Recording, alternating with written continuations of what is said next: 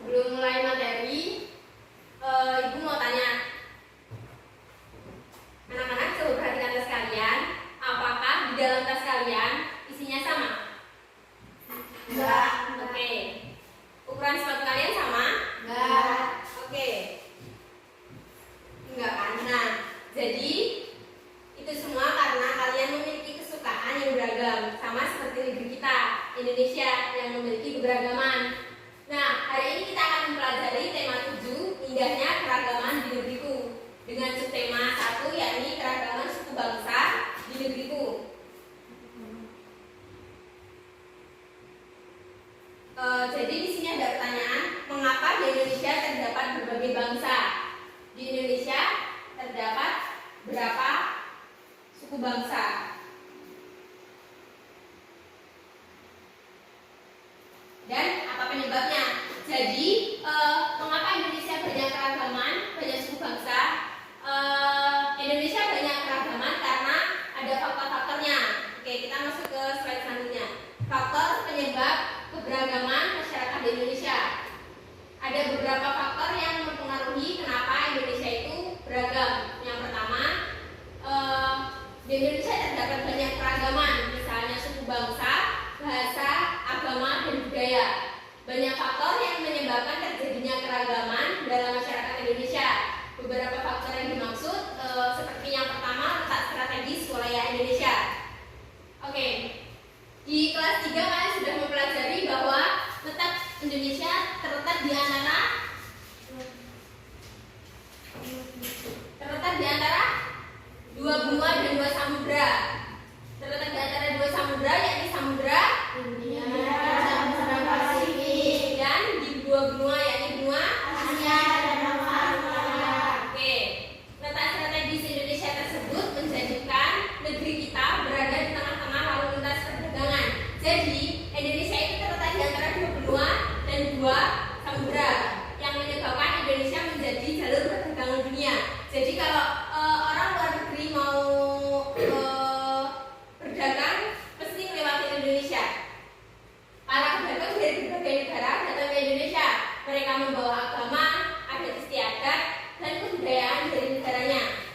Banyak pendatang menyebarkan agama, adat istiadat, dan kebudayaan negaranya, baik dengan sengaja maupun tidak. Yang kedua, ada kondisi negara kepulauan.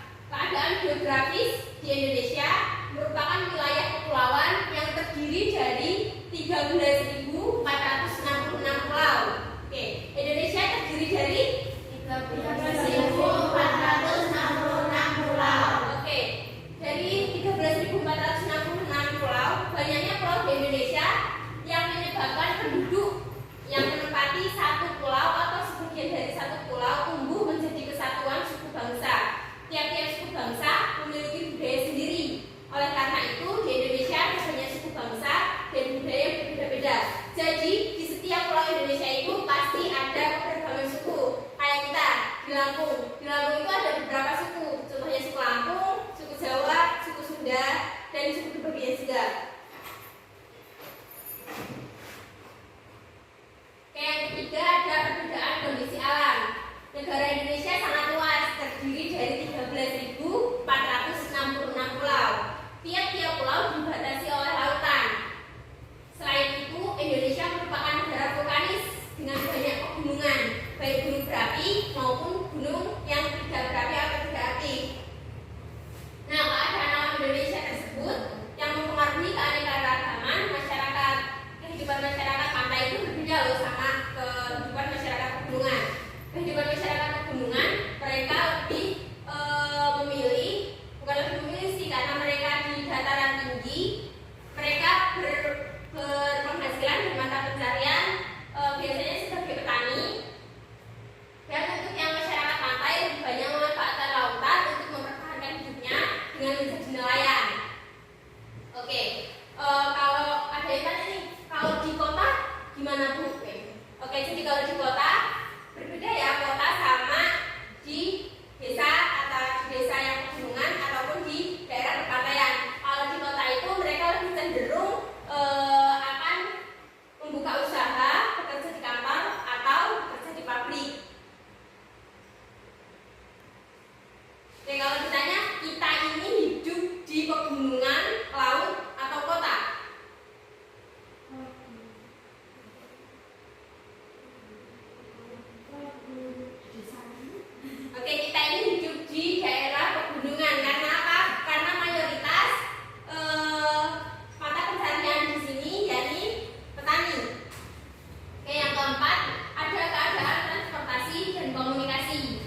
Jadi kemajuan dan keterbatasan sarana transportasi dan komunikasi dapat mempengaruhi perbedaan masyarakat Indonesia. Kemudahan sarana transportasi dan komunikasi memudahkan masyarakat berhubung dengan masyarakat lainnya. Kemudahan komunikasi, jadi sekarang kan zaman udah canggih ya, jadi kita bisa berkomunikasi antar pulau-pulau. Seumpama Anas punya saudara dari sini ke Yogyakarta, jadi mereka bisa bertukar cerita antara, oh ini loh suku Jawa di sini tuh kayak gini, suku Jawa di sini tuh kayak gini, jadi bisa memperluas dan memudahkan masyarakat untuk berhubungan dengan masyarakat lainnya. Nah, sebaliknya sarana yang terbatas menyulitkan masyarakat dalam berhubungan dan berkomunikasi dengan masyarakat lain. Kondisi ini menjadi penyebab keragaman masyarakat Indonesia. Keempat, jadi sekarang yang terakhir. Yang terakhir itu ada penerimaan masyarakat terhadap perubahan. Penerimaan masyarakat terhadap perubahan. Oke, jadi keterbukaan masyarakat terhadap sesuatu yang baru, baik yang datang dari dalam maupun luar masyarakat, membawa pengaruh terhadap perbedaan masyarakat Indonesia. Masyarakat perkotaan relatif lebih mudah menerima orang asing atau orang baru. Jadi orang-orang kota tuh kayak mereka lebih welcome buat menerima orang-orang baru. Kayak seumpama ada orang pendatang dari luar, terus dia dari kampung, terus habis itu dia ke kota. Orang kota menerima dengan senang hati, dengan lapang dada, dengan hati terbuka. Beda dengan orang sebaliknya yang masyarakat pedalaman. Contohnya di Kalimantan.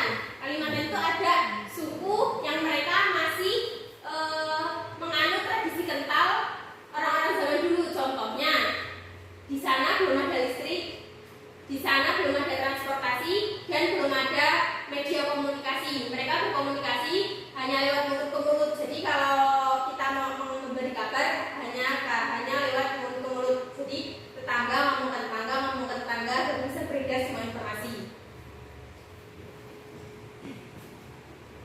Jadi faktor penyebab terjadinya keberagaman Indonesia ada 5 kan tadi.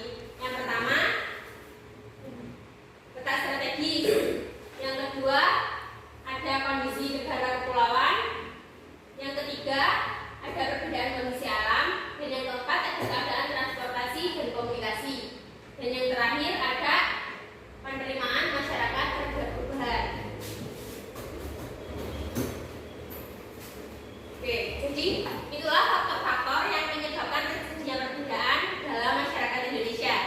Bagaimana dengan kondisi di daerahmu?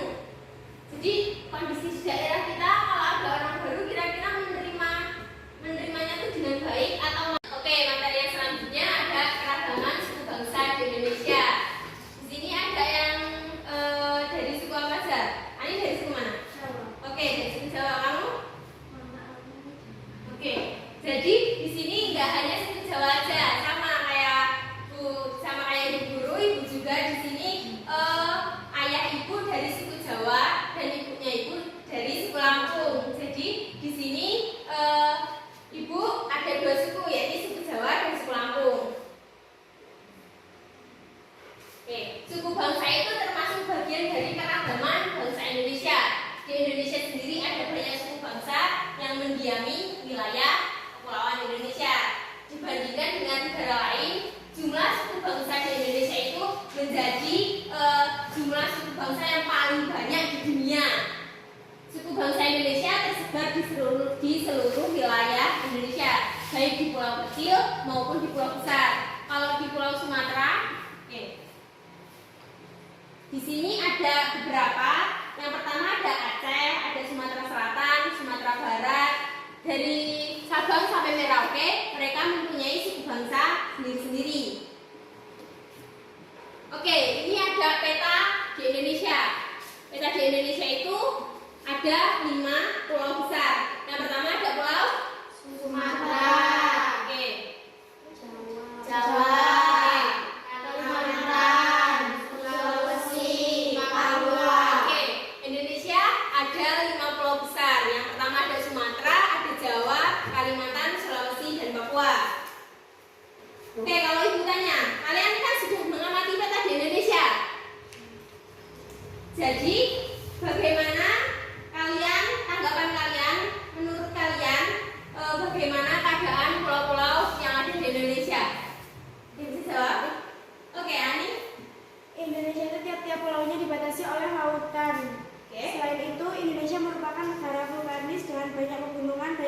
berapi maupun bukan gunung berapi. Oke, benar. Jadi, kenapa Indonesia itu dibatasi oleh pulau-pulau? Jadi setiap pulau ini dari Sumatera ke Jawa mereka dibatasi oleh pulau. Dari Kalimantan ke Jawa juga dibatasi oleh pulau. Dan dari Kalimantan ke Sulawesi juga dibatasi oleh pulau. Nah, dari Sulawesi ke Papua juga dibatasi oleh pulau. Nah, tadi Ani bilang di Indonesia itu negara vulkanis ya. Nih. Pembuktiannya di sini. Di sini itu setiap pulau Indonesia pasti ada gunung berapi maupun tidak gunung berapi. Oke, sekarang kita masuk ke pembagian kelompok. Di sini ibu bakal bagi kalian menjadi 2 kelompok. Satu kelompok isinya 3 orang, 1, 2, 3, 1, 2, 3. Oke, kalian bisa gabung ke kelompok kalian. Sebentar. Aku Allah besar satu. Kita Oke, kalian bisa duduk sesuai kelompok kalian.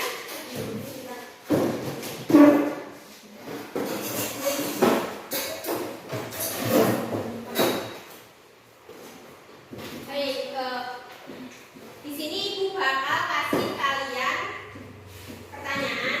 Kalian halaman ini tetap di sini. Oke, satu orang bisa nulis pertanyaannya. Bisa lihat pertanyaannya. Pertanyaan yang pertama,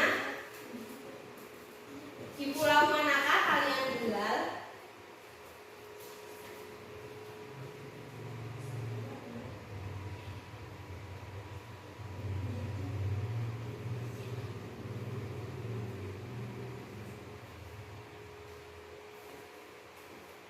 Lalu yang kedua ada banyak atau sedikitkah pulau-pulau yang ada di Indonesia? Banyak atau sedikitkah pulau-pulau yang ada di Indonesia?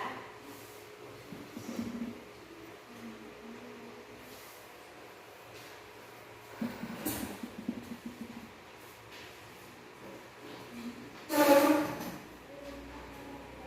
2, banyak atau sedikitkah pulau-pulau yang ada di Indonesia?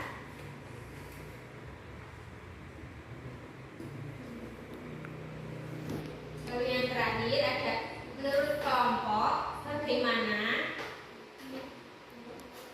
jarak dari pulau satu ke pulau yang lainnya. Jadi menurut kelompok kalian jarak dari pulau ini ke sini itu jauh atau enggak? Pulau ini ke sini jauh atau enggak? Tulis pendapat kalian di kertas. Nanti perwakilan kelompok bisa bacain hasil diskusinya terus ke depannya.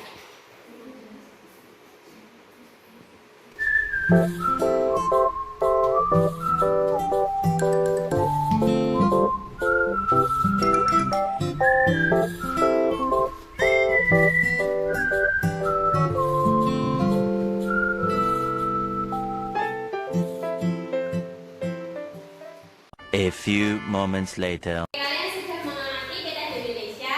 Ibu juga udah ngasih pertanyaan ke kalian ke kelompok. Perwakilan kelompok bisa nyampein jawaban kelompok kalian. Oke, dari kelompoknya ini boleh nyampein jawaban. Boleh.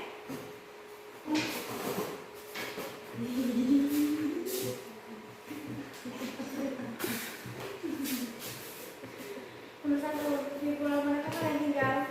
Jawaban Sumatera. Nomor 2, banyak atau sedikitkah pulau-pulau di Indonesia? Jawaban banyak. Contohnya ada Pulau Sumatera, Jawa, Kalimantan, Sulawesi, dan Pulau Papua. Nomor 3, bagaimana jarak dari pulau satu ke pulau lainnya? Jawaban jauh karena dari pulau satu ke pulau lainnya dibatasi oleh lautan dan pulau-pulau yang jaraknya jauh. Oke, tangan kelompoknya nih. Oke, dari kelompok 2 bisa nyampein.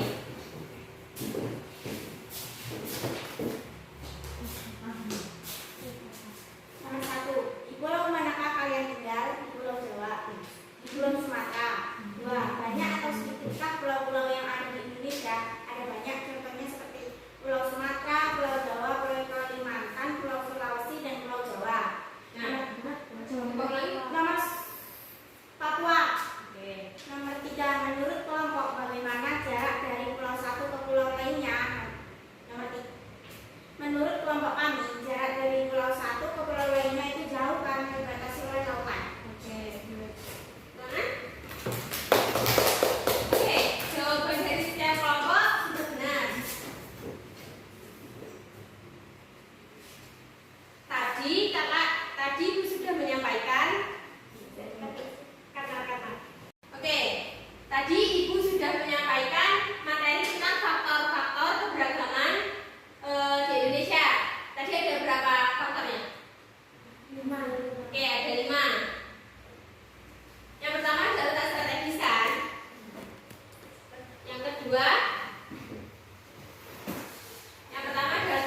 strategis. Catat poinnya aja. Dan yang kedua ada kondisi negara kepulauan.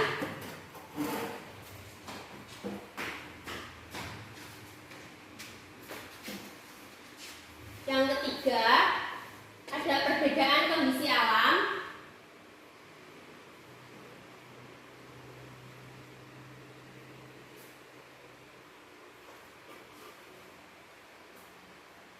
Yang keempat ada keadaan transportasi dan komunikasi.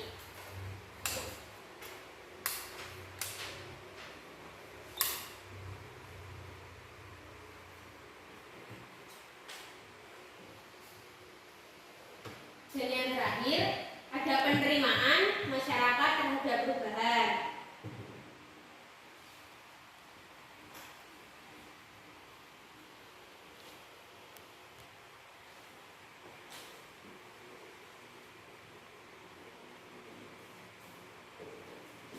Baik.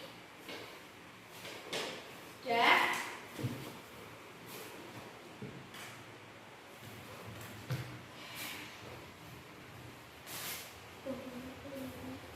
Oke, sudah. Di sini Ibu punya amplop. Di dalam amplop ini ada kartu masalah. Jadi, punya gini cara mengerjakannya. Nanti perwakilan kelompok maju ke depan. Nah, kalian bisa ambil satu amplop, jadi sisa satu amplop. Di dalamnya ada kartu di mana di situ harus menyelesaikan masalahnya dari pembelajaran yang sudah kita lakukan, yakni perbedaan di negara kita yaitu negara Indonesia. Oke, perwakilan kelompok bisa masuk ke depan buat ambil kartunya.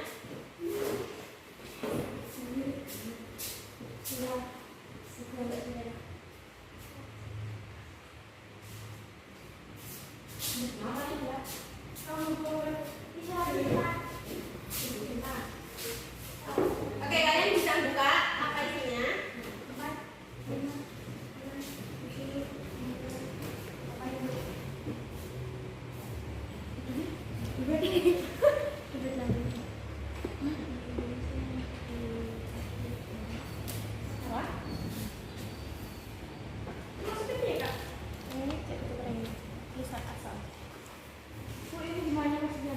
Oke, kelompok ini dapat apa? Budaya Indonesia yang diakui negara. Oke, jadi di situ ada gambar reog. Nah, reog itu pernah diakui oleh negara lain. Batik juga pernah diakui oleh negara lain. Punya kelompok anak apa isinya? Bermain game online daripada permainan tradisional. Oke, jadi zaman sekarang, zaman milenial, zaman Gen Z, banyak anak-anak yang lebih memilih bermain gadget daripada bermain tradisional.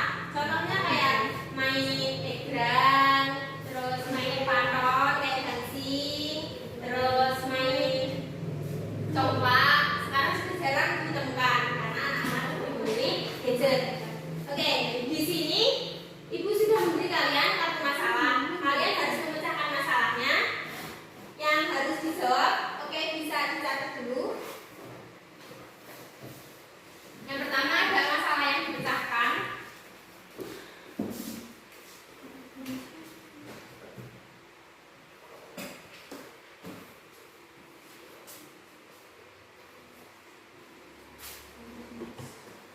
Yang kedua ada pendapat kelompok tentang masalah tersebut.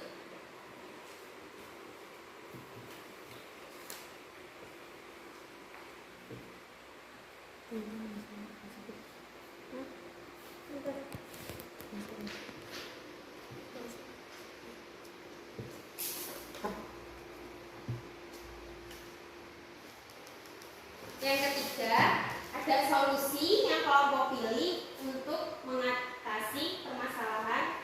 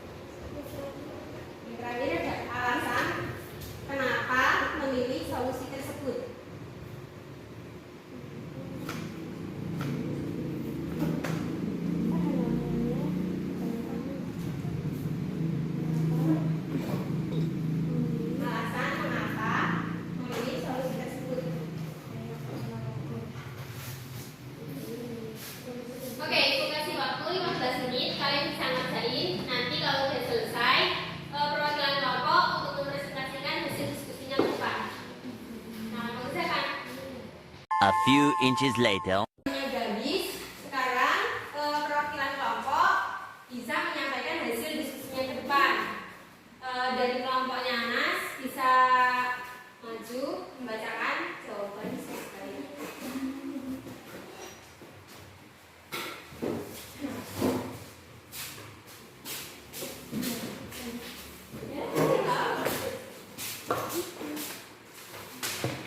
Masalah dipecahkan. Bermain game online daripada permainan tradisional. Pendapat kelompok tentang masalah tersebut. Bermain game online itu tidak baik karena dapat merusak mata dan mengganggu konsentrasi belajar kita.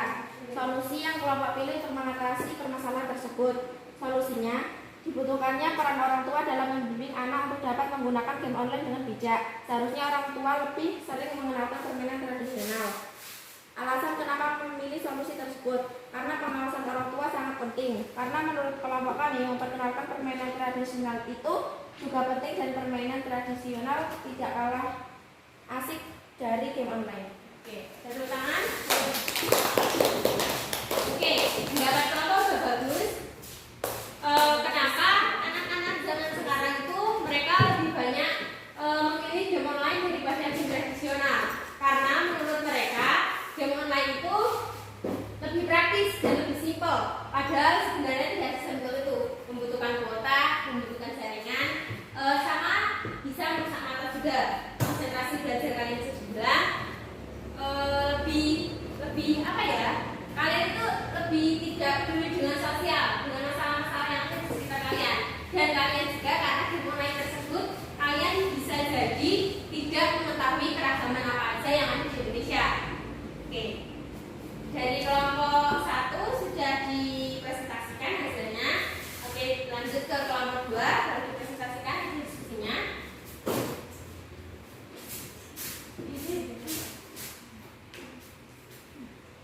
Satu, masalah yang dibicarakan adalah budaya Indonesia yang diambil negara lain. Dua, pendapat kelompok tentang masalah tersebut. Menurut kelompok kami, tentang budaya yang diambil negara asing itu terjadi karena kesalahan masyarakat sendiri. Tiga, ada solusi yang kelompok ini untuk mengatasi masalah. Memahami budaya sendiri. Setiap orang itu memiliki daerah asal masing-masing. Mengenalkan budaya pada orang lain. Mengenalkan budaya Indonesia ke budaya lain. Tidak terpengaruh budaya asing. 4. Alasan mengapa pilih solusi tersebut. Menurut kelompok kami, solusi tersebut dapat mengatasi permasalahan tentang budaya Indonesia yang diambil oleh negara asing. Dan kemenangan untuk nomor 2. Oke, kelompok 2 membahas permasalahan tentang kebudayaan yang diambil alih oleh negara asing. Contohnya reog. Kenapa?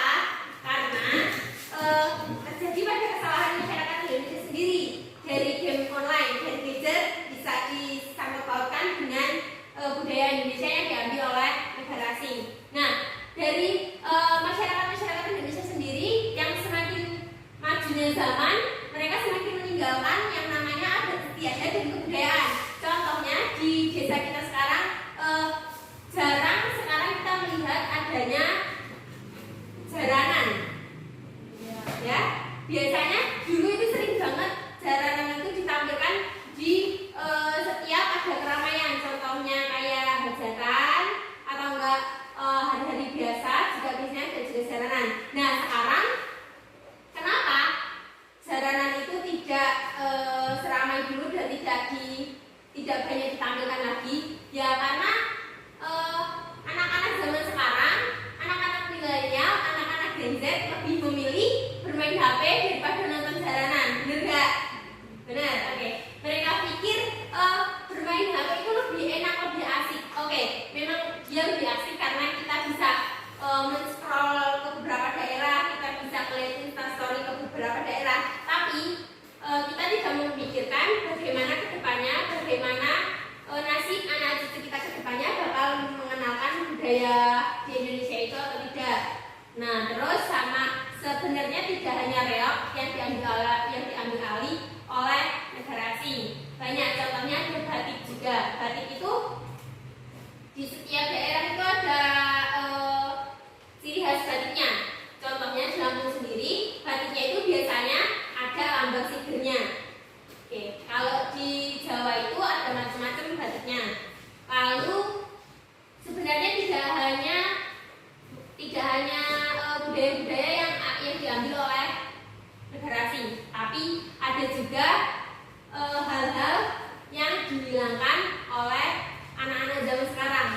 contohnya.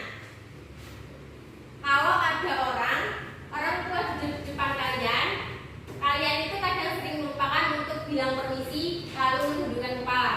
Biasanya itu jarang banget anak-anak sekarang lakuin. Karena apa? Karena mereka sudah mereka berpikir, untuk apa sih kita kayak gini? Padahal itu sesuatu yang orang nilai itu bisa menilai diri kalian. Anak ini loh, ini loh si Anas, anaknya sopan. Padahal itu bisa menambah nilai baik kalian kepada orang lain juga.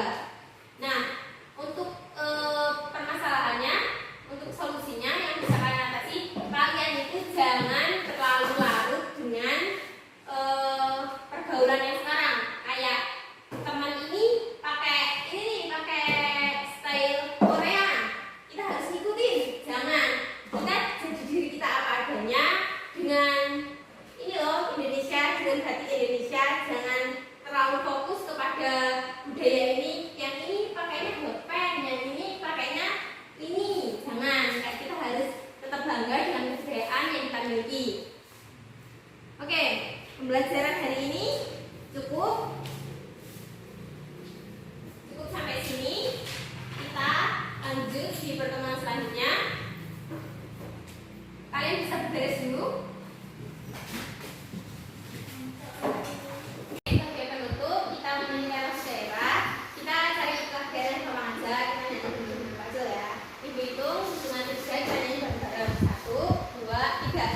Gundul, gundul, pacocol, gemblengan, nyungi, nyungi, wakul-kul, gemblengan, wakul nglempang sekone dadi sakratan, wakul nglempang sekone dadi sakratan. Oke anak-anak, pembelajaran hari ini sampai di sini. Sebelum kita pulang, ada baiknya kita berdoa menurut agama dan kepercayaan kita masing-masing. Doa bisa dipimpin sama Ani. Silakan Ani. Dari kawan-kawan, sebelum kita pulang, mari kita membaca doa menurut agama dan kepercayaan masing-masing. Berdoa mulai.